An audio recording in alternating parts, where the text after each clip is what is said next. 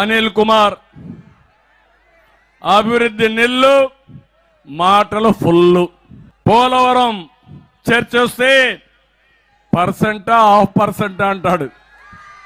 పోలవరం ఎప్పుడు పూర్తి చేస్తామంటే బుల్లెట్ దిగుతుందంటాడు.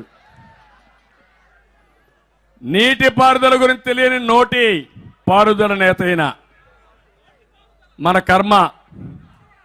అందుకే ఈయన చూశాం, తొడలు కొడతాడు, మీసం మెలేస్తాడు, పిచ్చి పిచ్చిగా మాట్లాడతాడు, గావు కాకలు పెడతాడు, కానీ అభివృద్ధి అడిగితే నోరు కూడా తెరవలేడు. ఈయన ఒక పెద్ద ఎమ్మెల్యే. అందుకే మీరు ఒకసారి చూస్తే ఇప్పుడు దొంతాలి వద్ద బినామీల పేర్లతో రంజీవ్ అజంతా పేరు మీద 100 కోట్ల విలువ చేసే ఆస్తి 50 ఎకరాలు కొట్టేశాడు. నాయుడుపేటలో బినామీ పేర్లతో 58 ఎకరాలు కొట్టేశాడు. ఇస్కాన్ సిటీలో బినామీ పేర్లతో 87 ఎకరాలు కొట్టేశాడు.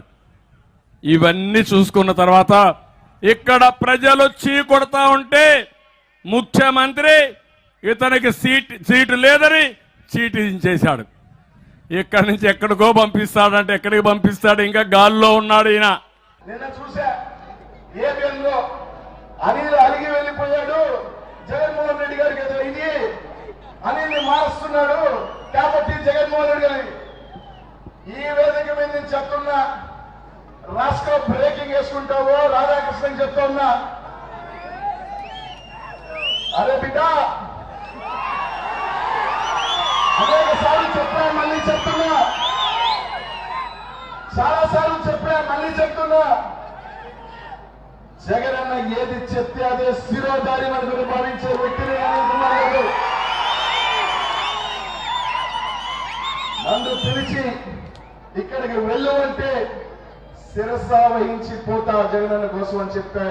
అలాగే ఈరోజు జగనన్న నర్సరావుపేట బొమ్మన్నా పోతా, లేకపోతే ఇంకో దగ్గరికి బొమ్మన్నా పోతా, ఇంకో ఎంపీకన్నా పోతా. 2 సార్లు శాసనసభ్యుడు చేశాడు, మంత్రిని చేశాడు. ఈ రోజు గూడూరులో నిలబడి 10 మంది నా కోసం చప్పట్లు కొట్టినా, నేను ఇంకో ప్రాంతానికి పోయి నా దగ్గరకు వచ్చి సెల్ఫీ తీసుకున్నా, నేను చిత్తూరుకి వెళ్ళి ఇంకో మూలకి వెళ్ళి నా 10 మంది నన్ను గుర్తించినా, లేకపోతే ఎయిర్పోర్ట్ లో నిలబడి సెల్ఫీ తీసుకున్నా, అది అంతా కూడా జగన్మోహన్ రెడ్డి గారి చలవ, జగన్మోహన్ రెడ్డి గారు